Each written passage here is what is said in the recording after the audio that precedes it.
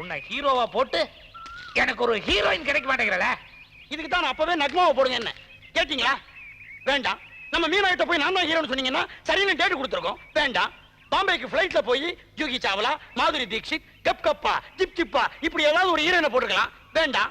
உலக அழகி ஐஸ்வர்யா ராய் அவங்க வீட்டுக்கு போய் என்ன அவ வீட்டு வாசப்படிக்கு முன்னால கூட நம்ம போக முடியாது. தேவையில்லை. பின்பக்கமா போகலாம். சமயக்கார சங்கர்லிங்க எனக்கு தூரத்து சொந்தம். அவ சிபாரசுல அந்த பொண்ணை மடக்கி இருக்கலாம். என்னுடைய நிலைமையை பாத்தியா? என்னாச்சு? ஒரு டீ அடிக்கிறவனை ஹீரோவை போட்டு ஒரு சமையல்காரரை பிடிக்க வேண்டியதா இருக்குது. உனக்கு தகுந்த மாதிரி ஒரு போ.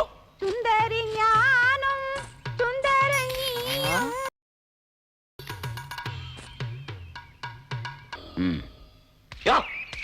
என்னய்யா உன்னை ஹீரோவா போட்டு எனக்கு ஒரு ஹீரோயின் கிடைக்க மாட்டேங்கிறல.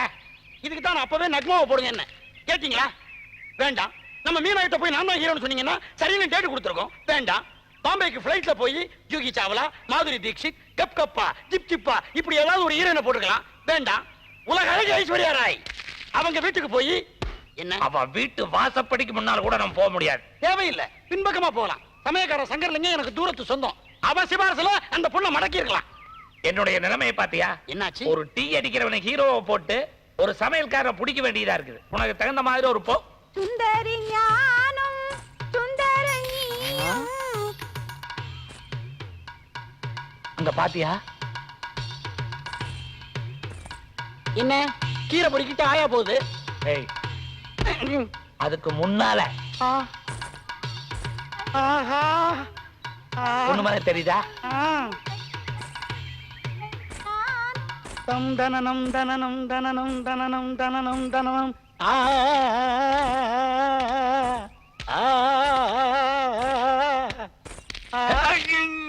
ஷாட் எடுக்கலாம், க்ளோஸ் எடுக்கலாம். யாரங்க நீங்க? யார பார்த்து என்ன கேள்வி கேக்குறீங்க? இவர்தான் கோவை தந்த கும்மாங்குத்து silver jubilee director Singanallur Seetharaman. வணக்கம் சார். நான் தான் அவருடைய முதல் கண்டுபிடிப்பு ஹீரோ. ஏய், அப்படியா? கேட்டாங்களா உன்ன? சும்மா சொல்லி வச்சேன் சார். நானும் உன்னை ஹீரோன்னு சொல்லி தான் வச்சிருக்கிறேன் சார். அதுக்காக அந்த பொண்ணையும் சொல்லி ஓரமா வச்சிடாதீங்க. படத்துல அது போடு. எங்களுக்கு தெரியும். நாங்க பேசிக்கிறோம். ஏமா உனக்கு என்ன வயசாச்சு? ஏன் சார் வயசை கேக்குறீங்க? நீங்க மைனரா இல்ல மேஜரான்னு தெளிவா தெரிஞ்சுக்கிறதுக்கு ஐயா கேட்டேன். போன வருஷம் 17 இருந்துச்சு. இந்த வருஷம் 15 ஆயிருச்சு. Very good. ஐயோ, எனக்கு 18. எனக்கு கூட தான் 7. நான் சொன்னேனா ஏதாவது? ஏன் இப்படி இடையில நுழையிற? ஏமா உனக்கு அப்பா அம்மா இருக்காங்களா? இல்ல சார். அக்கா தங்கச்சி யாருமே இல்ல. ரொம்ப வசதியா போச்சு சார். ஆனா ஒரே ஒரு புருஷன் மட்டும் இருக்காரு. பறவையை கண்டான். மிஸ்டர் புல்லட் பாபு, உங்களால எனக்கு அன்பு நகர் இடத்தை வாங்கி கொடுக்க முடியுமா முடியாதா? இது நிலம் வாங்குற விஷயம். ரொம்ப அவசரப்படுறீங்களே. இப்படியே சொல்லி சொல்லி மாசம் 6 ஆயிடுச்சு. முடியலன்னா என் பணத்தை திருப்பி கொடுத்துருங்க. இப்ப உங்களுக்கு தேவை பணமா பத்திரமா? எனக்கு பத்திரம் தான் தேவை. 15 நிமிஷத்துல எடுத்து கொண்டு வர சொல்றேன். எவன் இடத்த கொடுக்க மாட்டேன்னு தகராறு பண்றானா அதை வர பாருங்க பைக்ல. என்ன ரோட்ல பைக் ஓட்டுறான்? அவன் பைக்ல விவசாயம் பண்ணிட்டு போறான். நமக்கு என்ன அதை பத்தி? சர்க்கஸ்ல மரண கிணறுல பைக் ஓட்டினானா?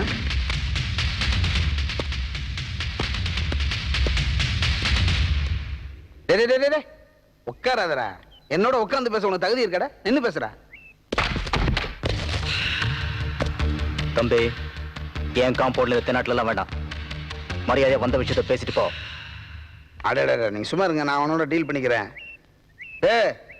வயசுக்கு ஏத்த மாதிரி காலை தூக்குடா. இன்னும் வந்த போற என்னடா? மரியாதை கொடுக்காதவங்க முன்னாடி நின்னு பேச நான் தயாரா இல்ல.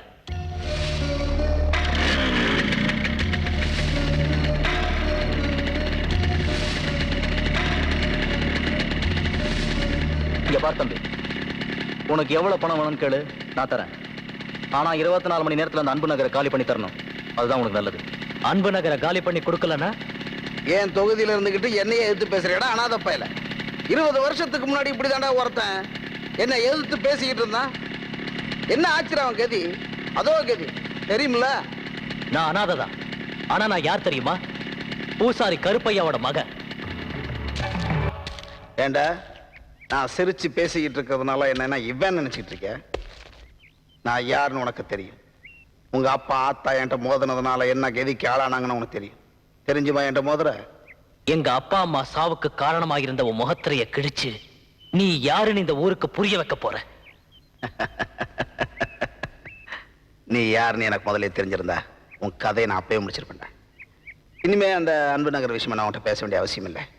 அதை எப்படி எங்க கைக்கு மாத்தணும்னு எங்களுக்கு தெரியும். ஒண்ணு இந்த இடத்த விட்டு மாத்துறேன், இல்ல என் பேரை நான் மாத்திக்கிறேன்டா. யாரு யார மாத்துறாங்கன்னு நீ பார்க்கதான் போற.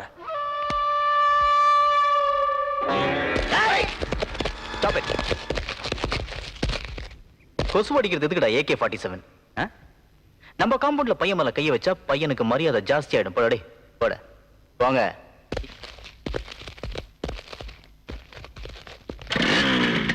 Cheers.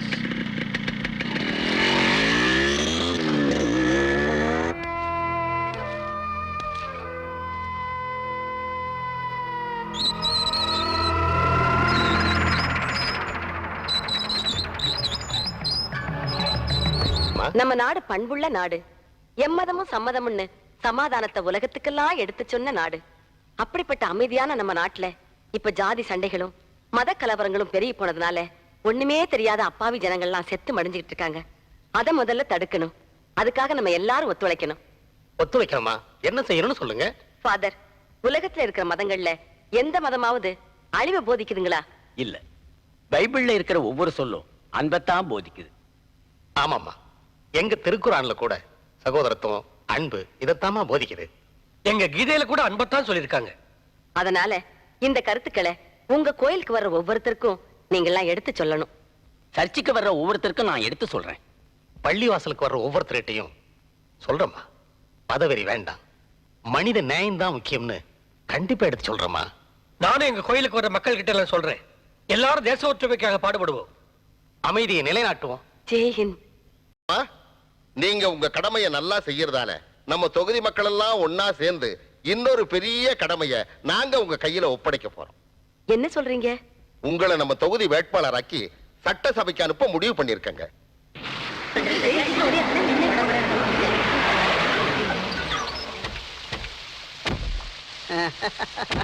என்னையா, எதுக்காக வழி மறைக்கிறீங்க? நாங்களும் அவங்க வழி மறிக்கிறோம், நீங்க தான் என் வழியில நிக்கிறீங்க. என்ன சொல்றீங்க?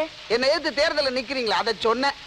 நான் தேர்தல் நிக்கிறதுக்கும் நீங்க வழி மறைக்கிறதுக்கு என்ன சம்பந்தம்? டீச்சர்மா, நீங்க அறிவு இல்லாதவங்களுக்கு அறிவு கண்ண உண்டாக்குறீங்க, ஆனா நாங்க அறிவாளிகளை முட்டாளாக்கிட்டு இருக்கோம். கொஞ்சம் நில்லுங்க.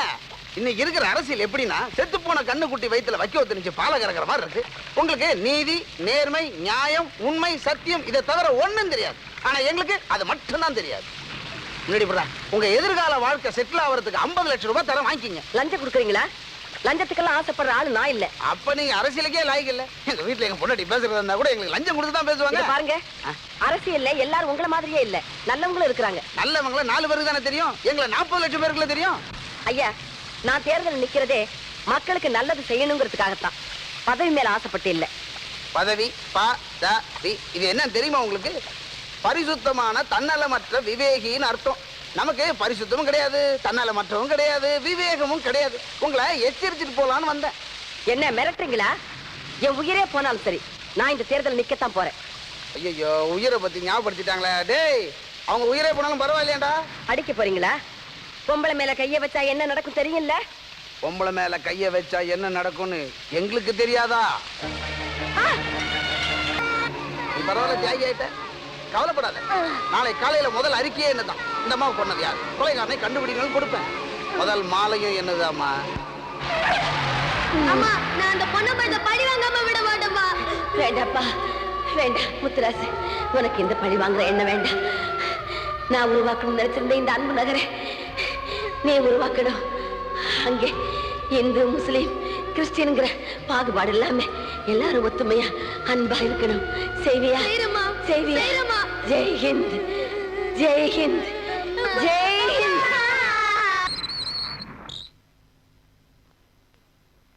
அந்த முத்துராசுடைய தலையெழுத்து அவனுடைய கையெழுத்தாலே நிர்ணயம் பண்றேன். போங்க, அவன் இந்த ஊர்லயே இருக்க கூடாது.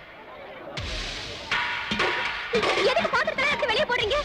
ஏன் இதை வெளியே போக சொல்றீங்க? அக்கா, இங்க பாருங்க அக்கா. எதுக்கு வீட்டை ஜப்தி பண்றீங்க? ஏய், கேக்குறல்ல, பதில் சொல்லுங்கடா.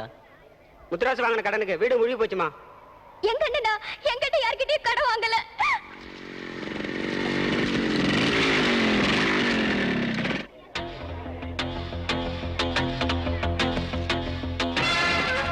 அண்ணா!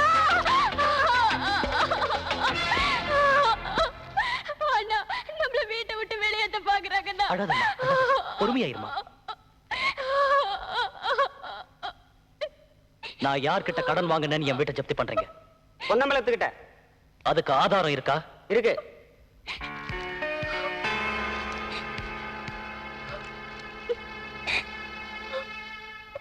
நான் ஒண்ணும் பிச்சை கேட்டு கை நீட்டல, வட்டியும் அசலுமா திருப்பி கொடுத்துறேன். எப்படியோ கையை நீட்டினியா இல்லையா? அப்புறம் என்ன தத்துவம்? ஐயா ஐயா, தம்பி தனக்காக கை நீட்டலங்க, என் பொண்ணு கல்யாணத்துக்காக தாங்க கை நீட்டுது. உன் சோகத்தை பார்த்தாலே தெரியுது உனக்காக தான் கையை நீட்டிருப்பான்னு. எப்படியோ உனக்கு கையை நீட்டினானா இல்லையா? பார், 6 மாசத்துல பணத்தை திருப்பி கொடுக்கணும். 3 மாசத்துல திருப்பி கொடுத்துறேன். அது சரி, பணத்தை வாங்கும் போது எல்லாம் வீரப்ப பேசுவாங்க, திருப்பி கொடுக்கும் போது லட்சணம் தெரியும். தம்பி, நான் ரொம்ப நாணயமானவன். திருப்பி கொடுக்கல, என்னை விட மோசமானவனை பார்க்க முடியாது. தெரியும். ஒரு கல்யாணம் நிக்க கூடாதுன்னு தான் அந்த வெத்து பேப்பர்ல கையெழுத்து போட்டிருக்கேன். மோசடி நடந்திருக்கு. அந்த பொன்னம்பலத்துக்கிட்ட பவுன் கல்யாணத்துக்கு 50,000 ரூபாய் வாங்கினது உண்மைதான், அதுவும் 3 மாசத்துக்கு முன்னாடி. ஆனா இதுல நான் 5 வருஷத்துக்கு முன்னாடி 5 லட்சம் ரூபாய் வாங்கினதா அந்த பொன்னம்பலம் எழுதி ஃப்ராட் பண்ணிருக்கான். எங்க அப்பாவை ஃப்ராடு கிடுன்னு பேசுன மவனை பேத்துருவேன்.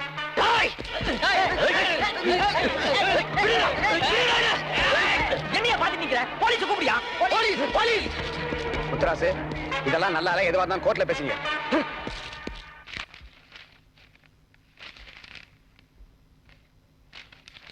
ஏப்பா முத்துராசு, நீ ரொம்ப உஷாரான ஆளாச்சே, எப்படி அந்த பொன்னம்பலத்துக்கு ஏமாந்த?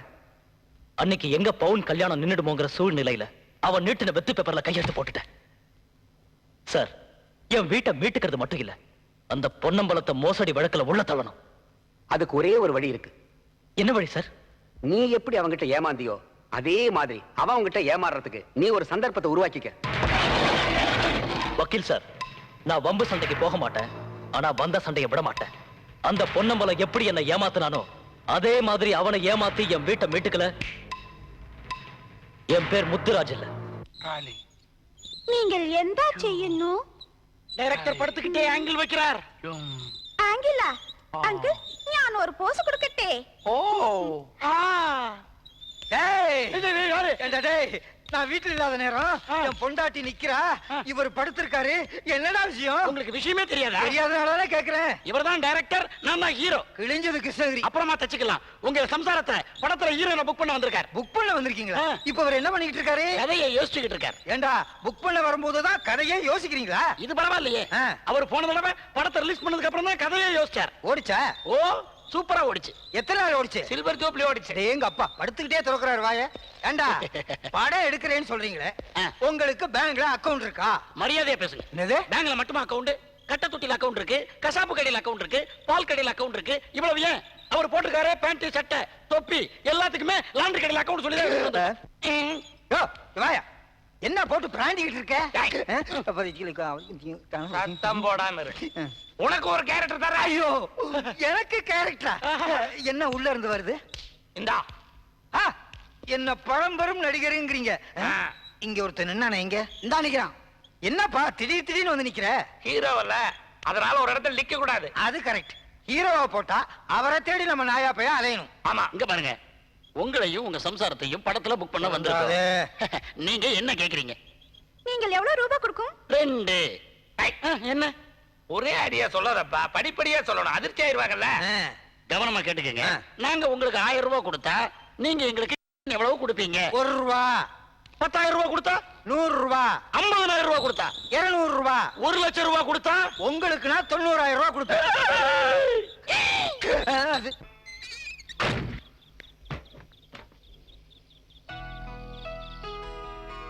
எதுக்காக பணத்தை கொண்டு வந்திருக்க? எங்க அப்பா மோசடி செஞ்சு உங்க வீட்டை ஜப்தி பண்ணிட்டாரு. இந்த பணத்தை வச்சு உங்க வீட்டை மீட்டுக்குங்க. அன்பு நகரை விட்டு நீங்க எங்கேயும் போக கூடாது. நான் அன்பு நகரை விட்டு வெளியே போக மாட்டேன். ஏன்னா இந்த அன்பு நகர்ல இருக்கிற 500 வீட்டுக்காரங்களும் என் சொந்தக்காரங்க. அவங்க என்ன வெளியே போக விட மாட்டாங்க. என் வீட்டுக்கு சீல் வச்சுட்டா நான் வெளியே போயிடுவேன்னு உன் அப்பன் தப்பு கணக்கு போட்ட மாதிரி நீயும் பணத்தை காட்டி என் மனசு விலைக்கு வாங்க பாக்குறியா? உன் அப்பன் கிட்ட இருந்து எப்படி என் வீட்டை மீட்டுக்கணும்னு எனக்கு நல்லாவே தெரியும். நீ முதல்ல இங்க இருந்து புறப்படு. போறேன் முத்துராஜ், போறேன். ஆனா போறதுக்கு முன்னாடி ஒண்ணு சொல்லிட்டு போறேன். நீங்க காசுக்கு அடிமையாக மாட்டீங்க, அன்புக்கு தான் அடிமையாவீங்கன்னு எனக்கு நல்லா தெரியும். என்னைக்காவது ஒரு நாள் உங்க மனசுல நான் இடம் பிடிக்கத்தான் போறேன். I love you. I love you, Muthuraj.